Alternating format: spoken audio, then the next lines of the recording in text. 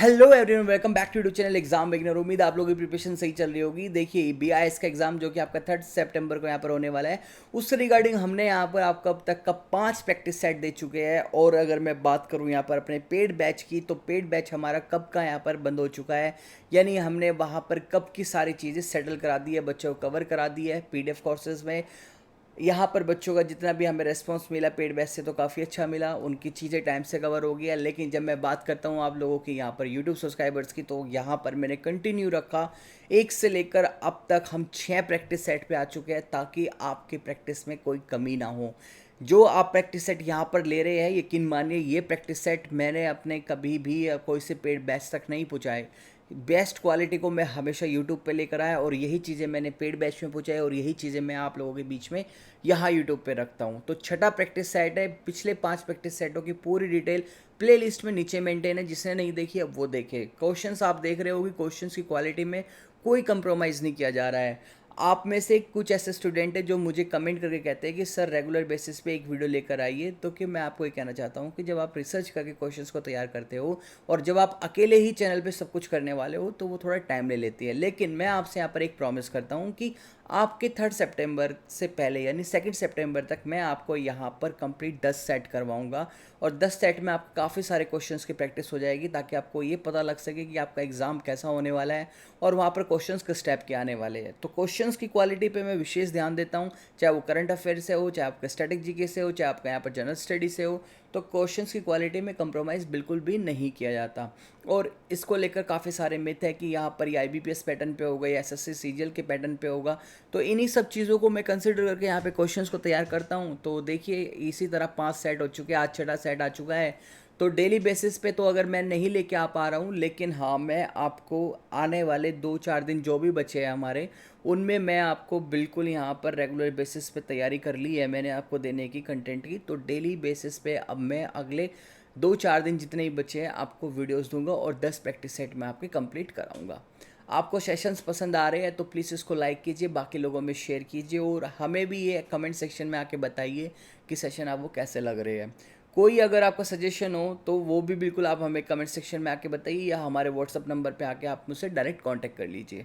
तो देर ना करते हुए शुरू करते हैं आज के सेशन को। तो चलिए देखते हैं। सो फर्स्ट क्वेश्चन है हमारा यहाँ पर, who among the following has been appointed as a new public policy head of a Google in May 2022। यानी किसे मई 2022 में गूगल ने सार्वजनिक नीति प्रमुख के रूप में नियुक्त किया है। देखिए, अगर आप हमारे यहाँ पर टेलीग्राम का जो करंट अफेयर हमारा चैनल है, अगर आप उसको फॉलो करते हो, तो वहाँ पर मैंने इसके बारे में एक हेडलाइन डाली थी मई के अंदर ही, अगर आपने ध्यान दिया हो तो।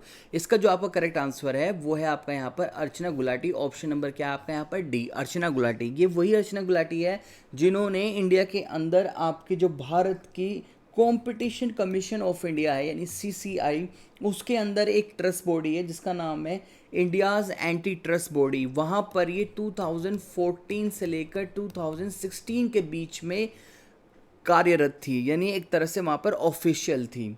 तो सही आंसर क्या आपका यहाँ पर? अर्चना गुलाटी, जिन्हें 2022 में गूगल के सार्वजनिक नीति प्रमुख के रूप में नियुक्त किया गया। अब देखते हैं हमारा नेक्स्ट क्वेश्चन।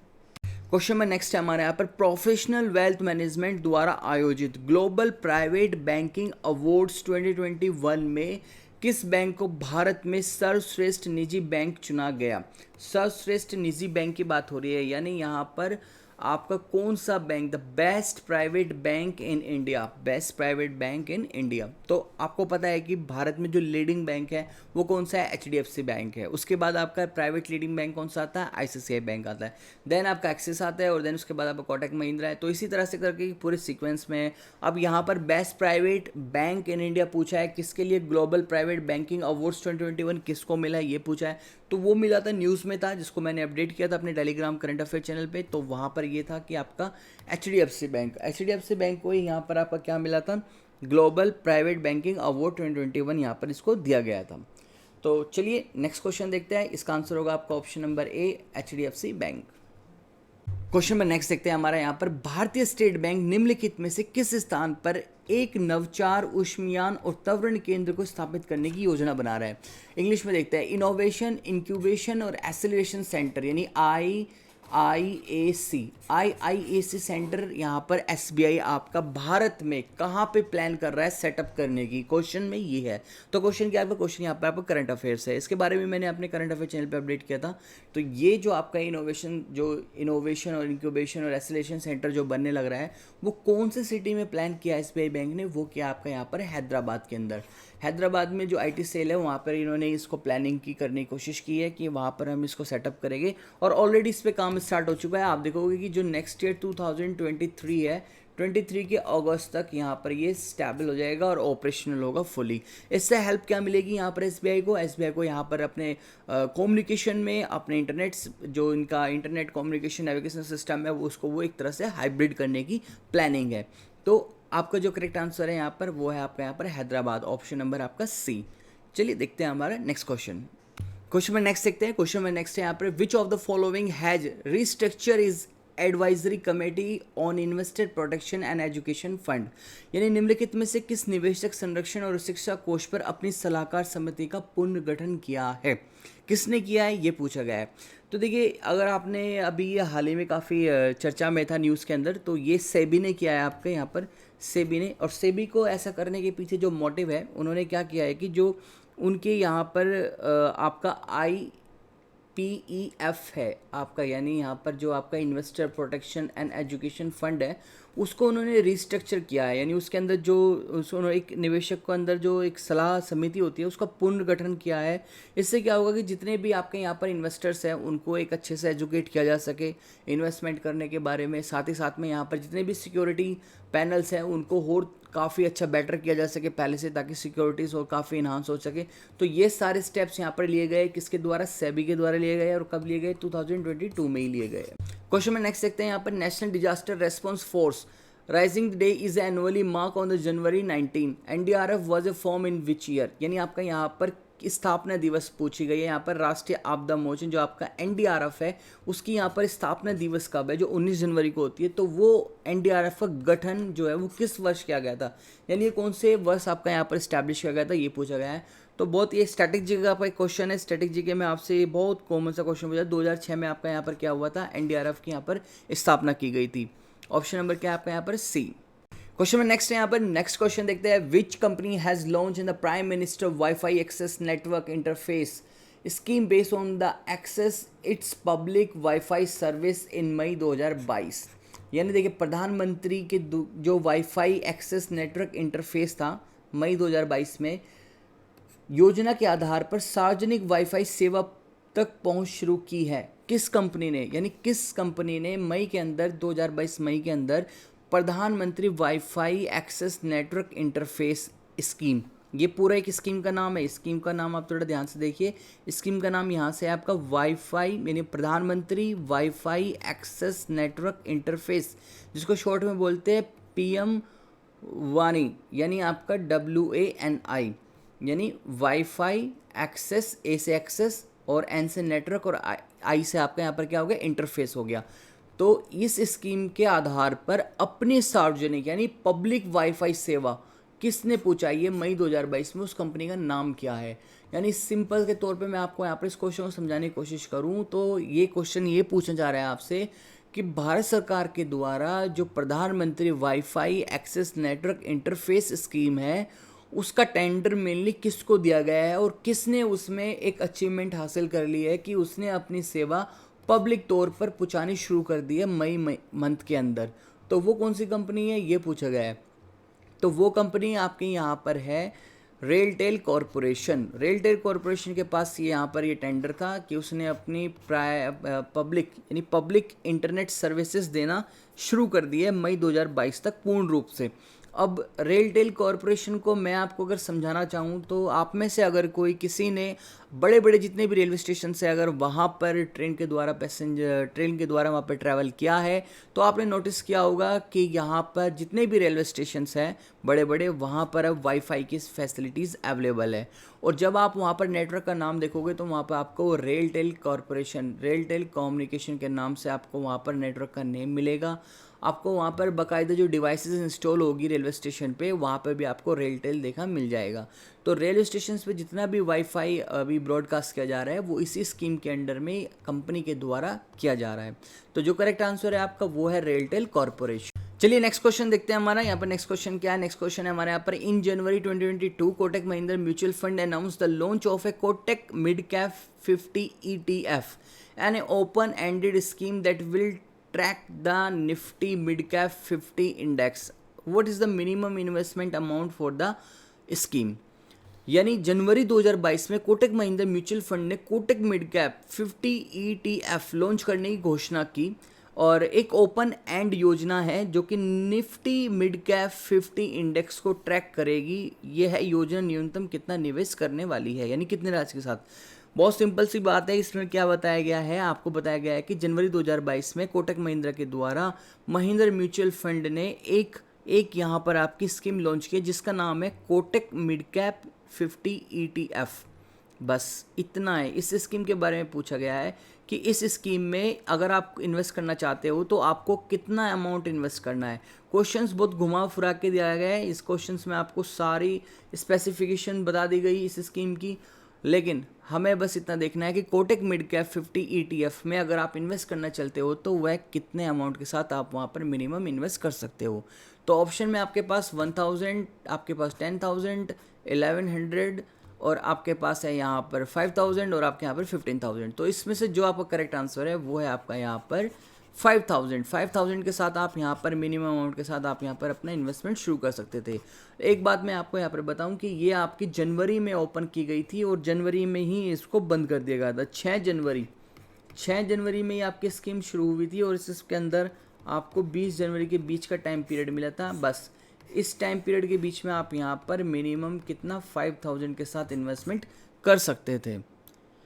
तो आंसर क्या होगा आपका? यहाँ पर आंसर आपका डी होगा। अगर आपका एग्जामिनर पूछता है कि कोटक महिंद्रा के द्वारा म्यूचुअल फंड ने कोटक मिड कैप 50 ETF में मिनिमम कितनी यहाँ पर आपकी वैल्यू रखी थी इन्वेस्टमेंट की मिनिमम, तो आप वहाँ पे मार्क करोगे 5000 रुपीज़। तो चलिए बढ़ते हैं अपने नेक्स्ट क्वेश्चन की ओर। नेक्स्ट क्वेश्चन देखते हैं। नेक्स्ट क्वेश्चन है हमारा यहाँ पर, research firm counter point market research द्वारा जारी एक रिपोर्ट के अनुसार निम्नलिखित में से किसने 2021 में राजस्व के मामले में इंटेल को पीछे छोड़ते हुए दुनिया की अग्रणी चिप मेकर बन गई है? इसको चलिए इंग्लिश में देखते हैं। As per the report of release by the research firm Counterpoint technology market research, which of the following has surpass Intel to become the world's leading chip maker by revenue in 2021। यानी आपको देखिए, आपसे यहाँ पर directly ये question पूछा है कि यहाँ पर वह कौन सी कंपनी है जिसने इंटेल के सेक्टर में यहाँ पर आपका world leading chip maker company बन गई है और रेवेन्यू 2021 में इंटेल कंपनी से भी ज़्यादा जनरेट कर लिया है। वह कौन सी कंपनी है, इसके बारे में पूछा गया है। मार्केट में इंटेल के बारे में आप जानते होंगे। इंटेल जो है आपकी, इंटेल बेस्ट मानी जाती है किस चीज़ के लिए? चिप मेकिंग के लिए। चिप मेकिंग के लिए। और कौन सी चिप? आपका यहाँ पर प्रोसेसर, इंटेल प्रोसेसर। आपने बिल्कुल काफ़ी जगह देखा होगा कि इंटेल प्रोसेसर 14, 15 है ना, इस तरह से। तो यहाँ पर अब वो कौन सी कंपनी है जिसने 2021 में रेवेन्यू के अंदर इंटेल को पीछे छोड़ दिया चिप मेकिंग बनाने में, यानी अब वो इंटेल से भी ज़्यादा चिप बना रही है। आज के जो क्वेश्चंस है आप अगर देखोगे तो वो थोड़े से आपको यहाँ पर करंट अफेयर साथ साथ में आपको वो फाइनेंस मार्केट से ज़्यादा देखने के लिए मिलेगी। अब ऐसा इसलिए क्योंकि आपको नहीं पता कि यहाँ पर IBPS का आएगा या आपको यहाँ पर CGL का पैटर्न आएगा, तो इसलिए हर तरह के क्वेश्चंस मैं यहाँ पर तैयार कर रहा हूँ ताकि आपकी थोड़ी सी प्रैक्टिस अच्छी हो सके। तो जो क्वेश्चंस पे मैंने बताया पीछे कि हाँ ये क्वेश्चंस मैंने आपको करंट अफेयर में कराए टेलीग्राम चैनल पर, तो वो डेफिनेटली वहाँ पर हुए हैं क्योंकि करंट अफेयर मैं तैयार करता हूँ, मेरे को मालूम होता है कि हाँ देश दुनिया में क्या चल रहा है। अब इस तरह क्वेश्चंस तो मैंने करंट अफेयर में कवर नहीं कराया, लेकिन अब हमें बस इतना बताना है कि इंटेल को रेवेन्यू में, चिप मेकिंग रेवेन्यू में 2021 के अंदर किसने पीछे छोड़ा है। तो वो है आपका यहाँ पर क्या? वो आपका यहाँ पर सैमसंग इलेक्ट्रॉनिक्स। ऑप्शन नंबर क्या आपका? ए, सैमसंग इलेक्ट्रॉनिक्स। बताने के लिए तो सिंपली मैं आपको एक क्वेश्चन का आंसर बता सकता था, लेकिन इसके पीछे के जितने भी लॉजिकल रीजंस थे और सब कुछ था, वो बताना आपके लिए काफ़ी जरूरी था ताकि आप लिंक कर सको क्वेश्चन से। तो सैमसंग इलेक्ट्रॉनिक्स है जिसने यहाँ पर 2021 में इंटेल को पीछे छोड़ दिया था चिप बनाने के लिए, प्रोसेसर बनाने के लिए, और सबसे ज़्यादा रेवेन्यू इन्होंने जनरेट किया था पूरे वर्ल्ड लेवल पे। तो करेक्ट आंसर आपका यहाँ पर सैमसंग इलेक्ट्रॉनिक्स। बढ़ते हैं हमारे नेक्स्ट क्वेश्चन की ओर। क्वेश्चन में नेक्स्ट है यहाँ पर, according to the SBI research report Ecowrap India's the GDP is likely to grow at how much % in third quarter of fiscal 2022। Third quarter fiscal आपका यहाँ पर पूछा है कि कितना GDP ग्रोथ करेगा। यानी SBI की शोध report Ecowrap, SBI bank है उसकी एक शोध रिपोर्ट होती है जिसका नाम है इको रैप, उसके अनुसार वर्ष 2022 की तीसरी तिमाही जो आपकी चल रही है इस समय, उसमें भारतीय GDP कितने वर्ष की दर से बढ़ने की संभावना है, ये पूछा गया है। सो एक छोटा सा यहाँ पर मैं आपको एडिशनल डिटेल देना चाहूँगा। जो तिमाही होती है कि हमारे यहाँ पर क्वार्टर्स होते हैं, फर्स्ट क्वार्टर हमारा अप्रैल टू जून होता है, और सेकंड होता है हमारा जुलाई टू सितंबर, और जो हमारा थर्ड होता है वो होता है हमारे यहाँ पर आपका अक्टूबर टू आपका यहाँ पर दिसंबर, और फोर्थ होता है हमारे यहाँ पर जनवरी से लेकर आपका कौन सा मार्च में। तो यहाँ बात कौन सी की जा रही है, थर्ड की जा रही है, यानी अक्टूबर से दिसंबर के बीच आपका यहाँ पर SBI के द्वारा इको रैप जो यहाँ पर रिपोर्ट है, रिसर्च रिपोर्ट है, उसके अनुसार तीसरी तिमाही में भारत की GDP कितने % तक बढ़ जाएगी, ये पूछा गया है। तो इसमें जो इंक्रीमेंट देखने के लिए मिलेगा वो मिलेगा आपको यहाँ पर 5.8% का। जो एट प्रेजेंट यहाँ पर आपकी GDP है उसमें ये प्लस हो जाएगी 5.8 का, इतना इंक्रीमेंट देखने के लिए मिलेगा। तो करेक्ट आंसर आपका यहाँ पर क्या है, ऑप्शन नंबर सी 5.8। क्वेश्चन में नेक्स्ट है हमारे यहाँ पर, जनवरी 2022 में एनी मैरी ट्रैविलियन ने मुक्त व्यापार समझौते के लिए वार्ता शुरू करने के लिए भारत का दौरा किया, वह किस देश के अंतर्राष्ट्रीय व्यापार राज्य सचिव है। यानी क्वेश्चन में पूछा है कि आपके जनवरी 2022 जो मंथ आपका जा चुका है साल का शुरुआत में, उसमें यहाँ पर एनी मैरी ट्रैविलियन नाम से एक यहाँ पे लेडी थी जिन्होंने भारत के अंदर एक अपना दौरा किया, और उस दौरे का जो उनका उद्देश्य था वो था मुफ्त व्यापार समझौता। उसको एक करने के लिए यहाँ पर वार्ता को यानी डिस्कशन को करने के लिए भारत आई थी। तो ये पूछा गया है कि वह किस देश अंतर्राष्ट्रीय व्यापार राज्य की सचिव है, यानी कौन से देश से है वो, ये पूछा गया है मेनली। तो in January 2022 Anne Marie Trevelyan visited India to launch the negotiation for the free trade agreement and she is the secretary of the state for the international trade of which country. तो वे थी आपकी यहाँ पर कहाँ से, UK से, United kingdom से। आपका करेक्ट आंसर क्या होगा यहाँ पर, यूनाइटेड किंगडम, और वो यहाँ पर 13 जनवरी को भारत आई थी, 13 जनवरी 2022 को। ऑप्शन नंबर आपका बी। क्वेश्चन में नेक्स्ट देखते हैं यहाँ पर, जनवरी 2022 में मंत्रिमंडल सीमा शुल्क मामले में सहयोग और पारस्परिक सहायता पर भारत और किस अन्य देश के बीच एक समझौते पर हस्ताक्षर करने की मंजूरी दी गई है। कौन कौन से देशों के बीच में मंजूरी मिली है, तो वो मिली है आपके यहाँ पर स्पेन। किसमें, स्पेन में। क्वेश्चन आपको समझ में आया होगा मुझे उम्मीद है। तो क्वेश्चन में कह रहा है कि जनवरी 2022 में जो मंत्रिमंडल ने सीमा शुल्क मामलों में सहयोग और पारस्परिक सहायता, यानी इसको हम इंग्लिश में देखें तो corporation and mutual assistance in custom matters, Bharat और किस अन्य देश के बीच में एक समझौते पर हस्ताक्षर को मंजूरी दी है। यानी भारत के दूसरे देश के साथ, इंडिया दूसरे देश के साथ वो करने वाला है, ये जो समझौता है वो एग्रीमेंट कौन से दूसरे देश के साथ हुआ ये पूछा है, तो वो आपका किसके साथ, स्पेन के साथ। इसका करेक्ट आंसर क्या होगा आपका, स्पेन। क्वेश्चन में नेक्स्ट यहाँ पर, फरवरी 2022 में निम्नलिखित में से किस विदेशी पोर्टफोलियो निवेशक के लिए स्वैच्छिक प्रतिधारण मार्ग के तहत स्थानीय ऋण बाजार में निवेश करने की सीमा 1 लाख करोड़ रुपए बढ़ाकर 2.5 लाख करोड़ कर दी है, ये पूछा गया है। देखिए क्वेश्चंस तो मैंने भी आपको करंट अफेयर में कवर नहीं कराया, लेकिन क्या है ना कि इसको तो आपको पढ़ना होगा। पढ़ने से क्या होगा कि आपको आइडिया लग जाएगा कि हाँ फाइनेंस सेक्टर से किस तरह क्वेश्चंस आते हैं, इतना आपको आइडिया लगेगा। मैं ये नहीं कहने वाला कि यही क्वेश्चन आपका एग्जाम में आने वाला है या इस टॉपिक से एग्जाम में क्वेश्चन आने वाला है, लेकिन हाँ ये आपका ऑब्जर्वेशन को डेवलप करने में आपकी हेल्प करेगा, तो आपको ये देख लेना चाहिए। क्वेश्चन कहता है कि फरवरी 2022 में निम्नलिखित में से किस विदेश पोर्टफोलियो निवेशक ने, इंग्लिश में पढ़ते हैं, in February 2022 which of the following has increase the limit for the foreign portfolio investors to invest in the local डिबेट market under the voluntary retention route by 1 lakh crore rupees to 2.5 lakh crore. किसने किया ये पूछा गया है। तो ये किया गया था आपका यहाँ पर आरबीआई के द्वारा। भारत में इतने बड़े डिसीजन कौन लेता है, ऑब्वियसली वो आरबीआई के द्वारा ही लिए जाते हैं। तो करेक्ट आंसर आपका यहाँ पे ऑप्शन नंबर आपका सी, आरबीआई। नेक्स्ट क्वेश्चन की ओर देखते हैं।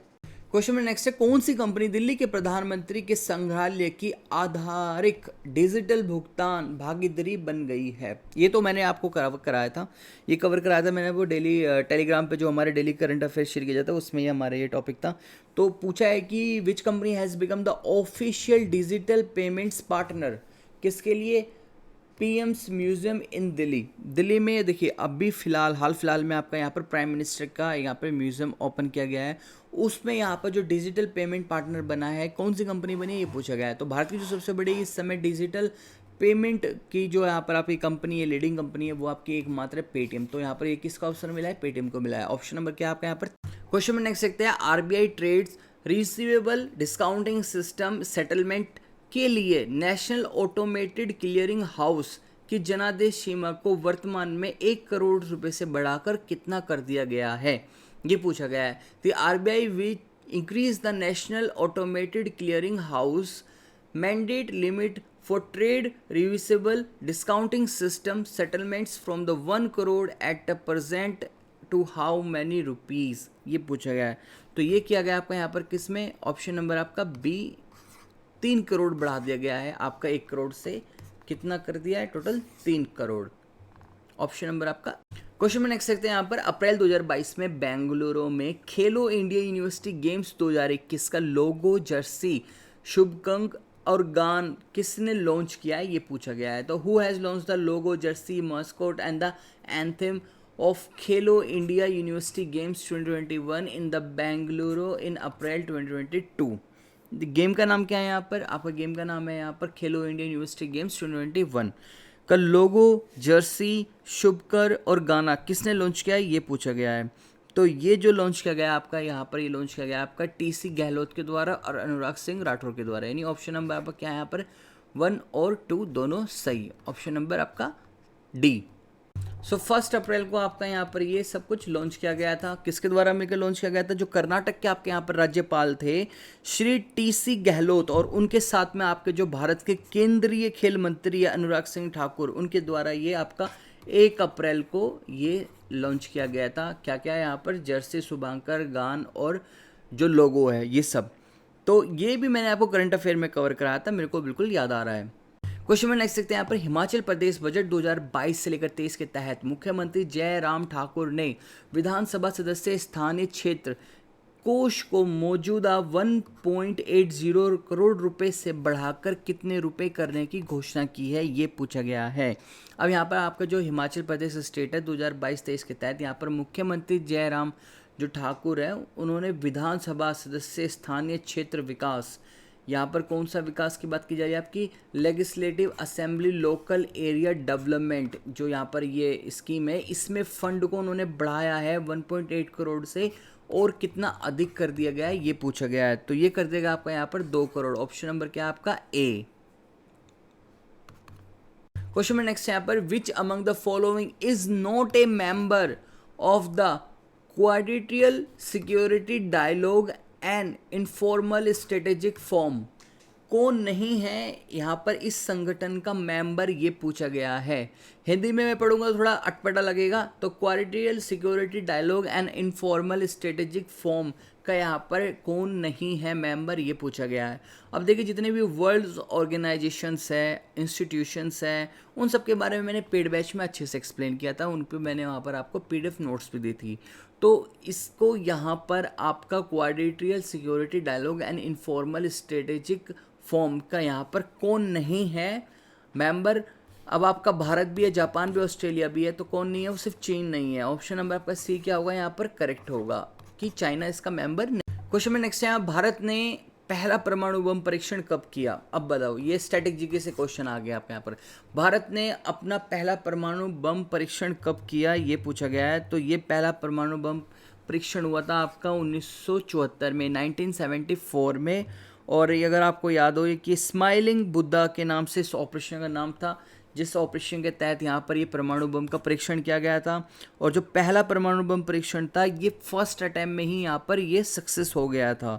तो 1971 में आपका यहाँ पर ये स्माइलिंग बुद्धा के नाम से यहाँ पर टेस्ट किया जा रहा था, परीक्षण किया जा रहा था, जो कि फर्स्ट अटैम्प्ट में आपका यहाँ पर पास हो गया था। तो ऑप्शन नंबर आपका क्या है यहाँ पर? ऑप्शन नंबर आपका डी, 1970। क्वेश्चन में नेक्स्ट है यहाँ पर, भारत में योजना आयोग की स्थापना वर्ष क्या था? देखिए कितना अच्छा क्वेश्चन है यहाँ पर ये। अगर आपने यहाँ पर आपका इकोनॉमिक्स पढ़ी होगी, उसमें प्लानिंग कमीशन को पढ़ा होगा, तो सीधा प्लानिंग कमीशन से आपका क्वेश्चन लिया गया है और पूछा जा रहा है कि आपका जो प्लानिंग कमीशन है वो भारत में कब सेटअप किया गया था, कौन से वर्ष में सेटअप किया गया था।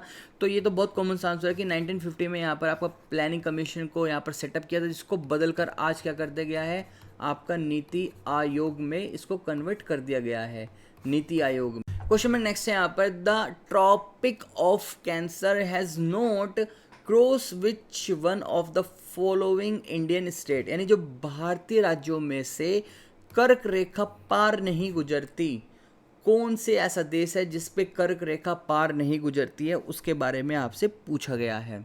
उस देश के बारे में आपको यहाँ पर बताना है। देखिए कर्क रेखा जो है वो आपके यहाँ पर ऐसे जाती है भूमध्य रेखा की तरह भारत में। सपोज ये आपके यहाँ पर क्या है, अर्थ है, तो यहाँ ये आपके राजस्थान से आती है, राजस्थान से ये इधर आपके गुजरात से गुजरती है, राजस्थान के हिस्से से घुसती है, राजस्थान से घुस के आपके इधर ये सारा एमपी आता है, छत्तीसगढ़ आ जाती है, झारखंड आ जाती है, आपके पश्चिम बंगाल आ जाती है, आपके त्रिपुरा आ जाती है, और होती हुई वो बाहर निकल जाती है। तो हमने देख लिया कि वो गुजरात आ जाती है, वो आपके मिजोरम आ जाती है, पश्चिम बंगाल आ जाती है, आपके त्रिपुरा आ जाती है, नहीं आती तो कहाँ नहीं आती, उड़ीसा, क्योंकि उड़ीसा कहाँ है आपका यहाँ पर, उड़ीसा आपका इस हिस्से में है, और वो कहाँ से होकर गुजर जाती है, वो आपके यहाँ पर मिड से होकर निकल जाती है, आपके गुजरात से, आपके एमपी से, छत्तीसगढ़ से, झारखंड से, और आपके यहाँ पर वो फिर पश्चिम बंगाल में आती है, फिर मिजोरम में आती है, तो इस तरह से त्रिपुरा को होती है वो निकल जाती है। तो कौन सा ऑप्शन होगा इसमें आपका करेक्ट? ऑप्शन होगा यहाँ पर 1 2 3 4 यानी D, option number. Question number next है आपका यहाँ पर कि फूलों की घाटी का राष्ट्रीय उद्यान कहाँ पर स्थित है? Where is the valley of the flowers national park is situated? बहुत अच्छा क्वेश्चन है, कॉमन सा क्वेश्चन है, और सबको पता है कि फूलों की घाटी भारत में कहाँ पर है, उत्तराखंड में है। करेक्ट आंसर क्या आपका यहाँ पर? ऑप्शन नंबर आपका सी, उत्तराखंड। क्वेश्चन में नेक्स्ट है यहाँ पर, महाबली मंदिर जो कि एक यूनेस्को विश्व धरोहर स्थल भी है, यह कहाँ पर स्थित है? Mahabali temple which is the also known as the UNESCO world heritage site is located where?